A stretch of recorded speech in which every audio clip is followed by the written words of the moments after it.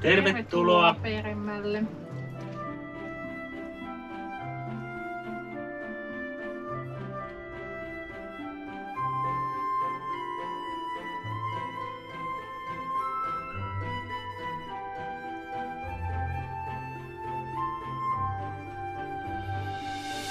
Tämä Alienor tässä, niin on häntä seuraillut näissä eri tapahtumissa ja eri tehtävissä ja miettinyt, että on semmoinen, hän on maanläheinen,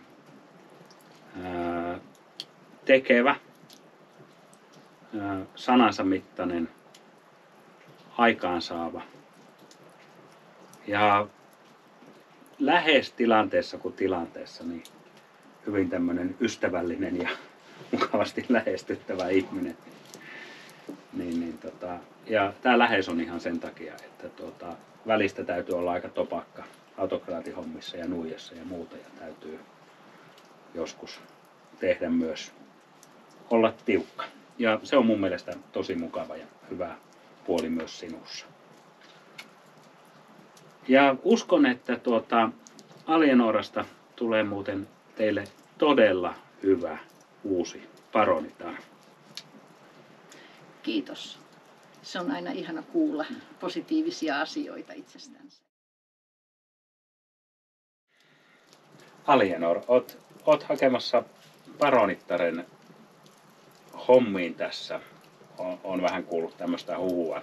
Juu, kyllä. Niin mä ajattelin, että täällä meillä nyt tässä tätä porukkaa täällä varmaan tuli meidän kanssa tänne nuotiolle istumaan, niin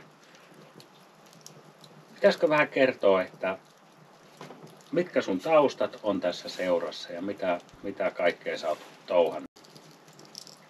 Siitä on noin 12 vuotta, kun minä löysin aarnimetsään ja muistaakseni ensimmäinen tapahtuma oli Suviyöt lintukodossa.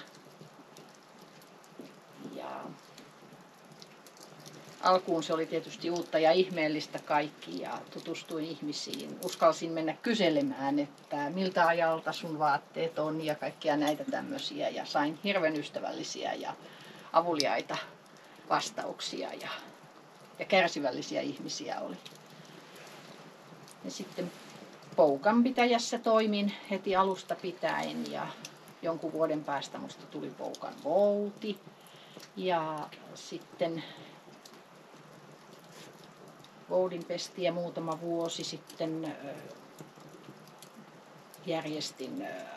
rupesin opettelemaan autokraatin tehtäviä ja järjestin annanpäiviä useamman kerran peräkkäin. Ja ihan vaan niin kuin käymässä ja katsomassa, kuulemassa, kun Menje ja Vallitto rupesi miettimään nuijasodan järjestämistä. Ja sitten huomasin, että mähän olenkin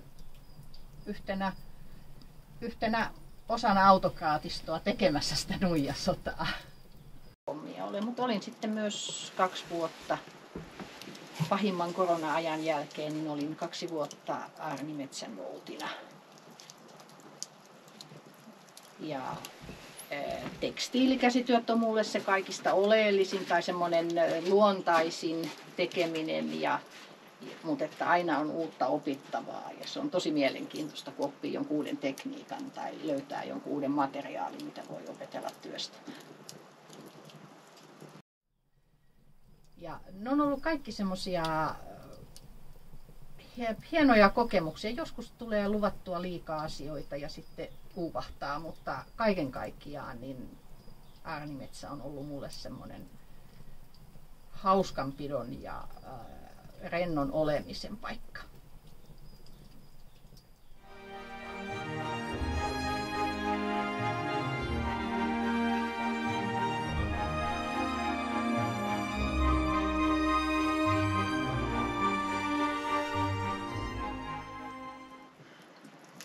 Hei, mä haluan kertoa teille muutaman hyvän asian, mitä mä tiedän tästä Henriikkuksesta, joka istuu tässä mun vieressä. Mä oon oppinut tuntemaan, Henriikkus, sinut semmosena innostuvana ja uusille asioille avoimena tyyppinä. Se, että jos sä sanot jotakin, niin sä myös pidät sen. sulla on hirveän pitkä pinna ja sä oot kärsivällinen. Ja se mikä on niinku ihan ehkä semmoinen isoin juttu, niin mä oon oppinut sen, että sä tuut toimeen kaikenlaisten ihmisten kanssa. Tämä on hyvä parani. Tästä tulee hyvä parani. Se on mukava kuulla. Joo. Henrikkus, mä kuulin, että sulla on haave tai unelma. Mikä se on? Että sinusta voisi tulla joskus Aarnimetsän paroni. Niin kerrotko nyt tälle porukalle täällä, että mikä olisi semmoista oleellista, mitä haluaisit, että he tietää, jotta he voisivat suositella sinua paroniksi?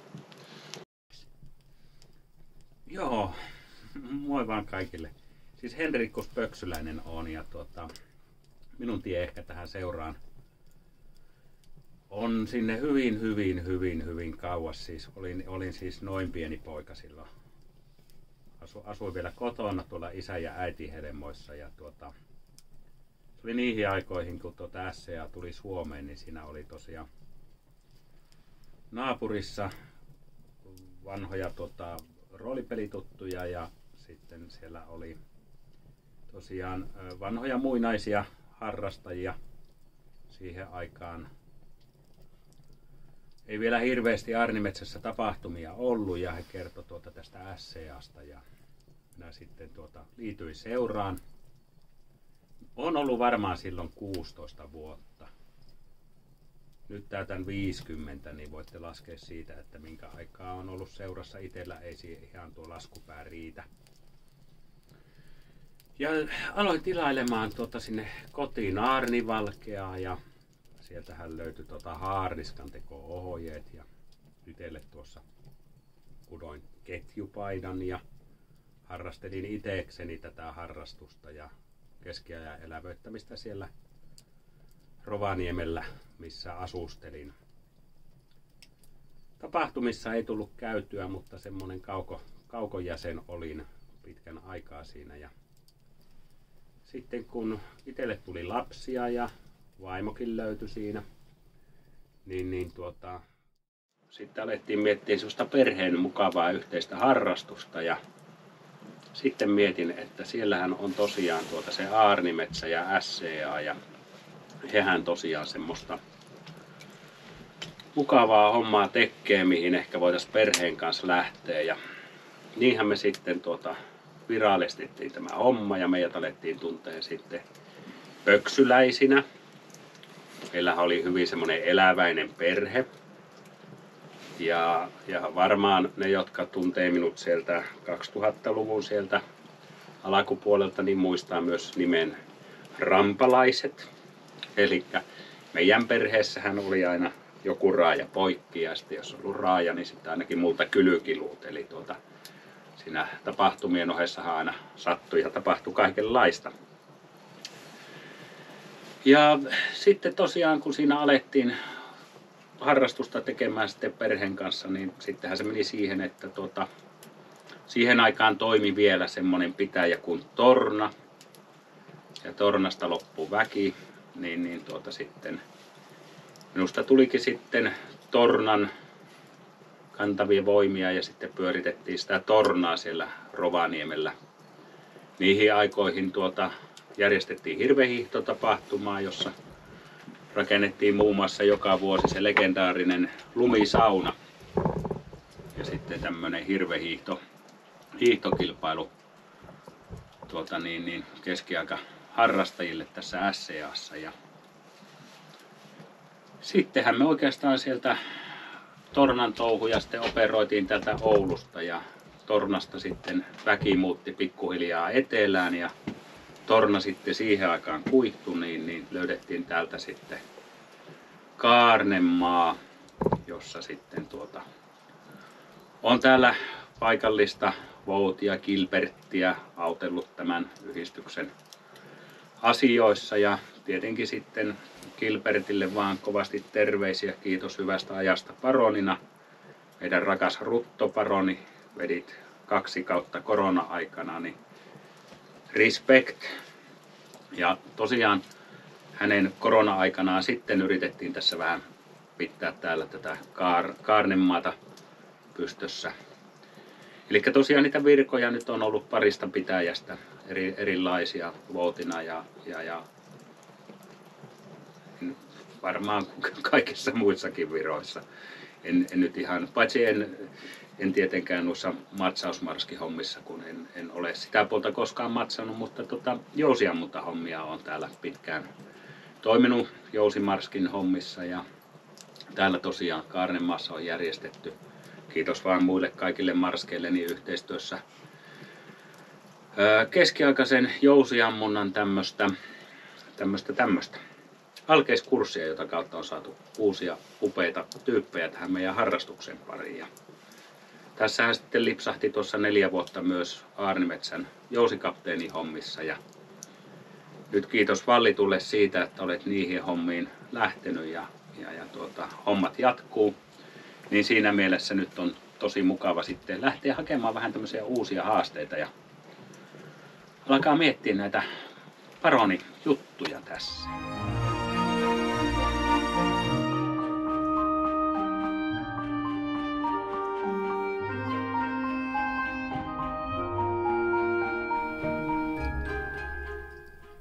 Niin, meillähän on aika samanlaiset unelmat tässä.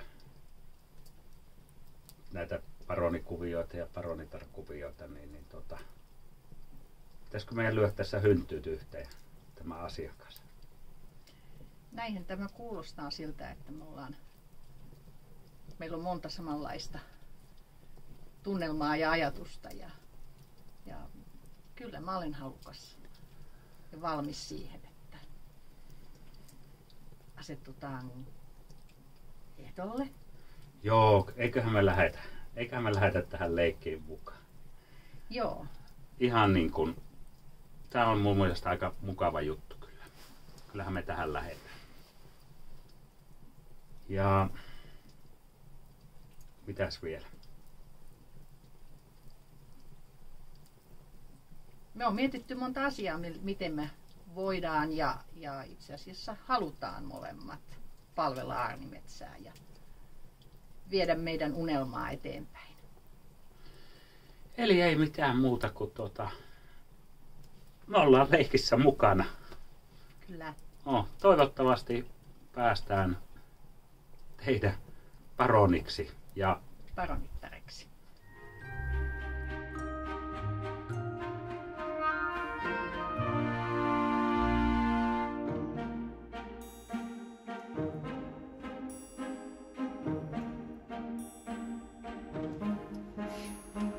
Se, miten mä oon teitä aarnimetsäläisiä niin kun kokenut ja oppinut tuntemaan, niin on ihan mielettömän upeata, miten paljon on erilaista tietoa ja taitoja meidän ja teidän joukossa.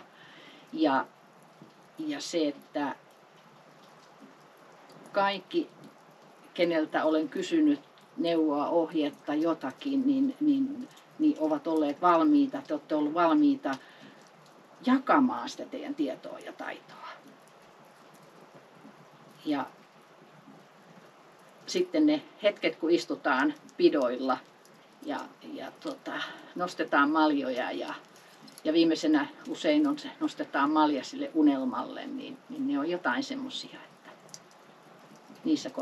niissä kohdin mulle tulee aina mieleen se, että elämä voisi olla paljon huonomminkin.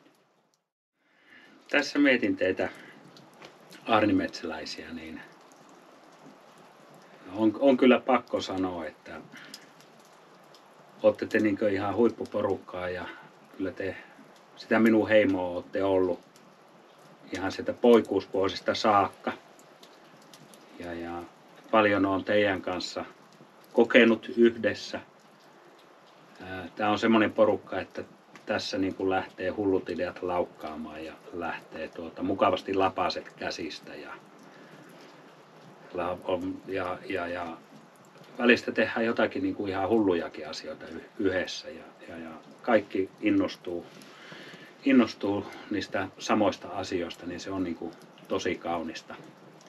Ja sitten tosiaan se, että mikä minusta on tosi niin kuin merkittävä juttu mulle tässä SCA:ssa ja varsinkin aarnimetsässä, niin tosiaan sitä hiljaiseloa harrastuksen aikana oli yllättävän kauan aikaa, mutta sitten jotenkin niin on ehkä Moiran ja Peerin vika, että olen takaisin tullut tähän seuraan ja siitä, että miten lämpimästi te otitte minut takaisin seuraan pitkän tauon jälkeen, kun se elämä vei vähän sinne ikävään mundikseen. Ja sen takia olen nyt tässä ja kiitos myös kaikille muille, jotka olette paronin ja paronattaren virkaa hoitanut, että olette sen tosi hienosti tehneet ja tosi lämmöllä. Ja tätä perinnettä haluaisin tuon seuraavan 2 vuotta sitten tämä Alienooran kanssa jatkaa tässä. Näin. Mielipidekyselyhän tässä on varmaan jo tämän videon aikana lopuillaan, niin jos arvatte vielä, niin